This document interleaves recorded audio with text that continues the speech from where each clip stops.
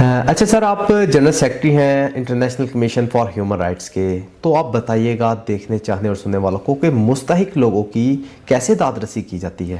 دیکھیں، جہاں تک international commission for human rights کا تعلق ہے تو ملک عابد اعوان صاحب نے بالکل ایسی ہے، چند ہمارے مرحومین کا ذکر کیا ہے۔ بالکل ایسی میں دوبارہ ان کا تذکرہ کرنا فخر محسوس کروں بالکل گا، ایسی جیسا کہ سب سے پہلے نام انہوں نے محمد علی صاحب کا دیا۔ بالکل ایسی ہے، تو محمد علی صاحب ایک ایسی شخصیت تھے جنہوں نے سرگودا یونیورسٹی کے لیے تقریباً 3 کروڑ اس غربت اور اس پسماندگی کے دور میں دیا جس کی بنیاد پر آج ہمارا ڈویژن سرگودا اور ڈویژن گجرانوالہ اور اسی طرح جہنگ کا کچھ ایریا سارا اس علم کی دولت سے فیضیاب ہو رہے ہیں، اور پہچانا جاتا ہے۔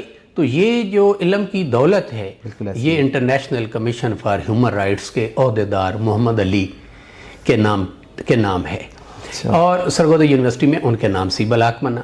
اسی طرح رانا اعجاز احمد خان، انہوں نے ہیومن رائٹس کے لیے پورے پنجاب میں کام کیا۔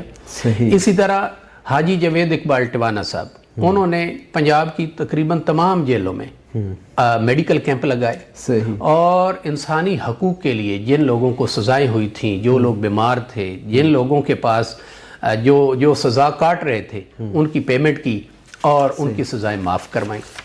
اسی طرح میناز عطا چودھری اور چودھری عطا اللہ، ان کے ہسبینڈ، انہوں نے کئی بچیوں کی شادیوں کا جہیز کا بندوبست کیا۔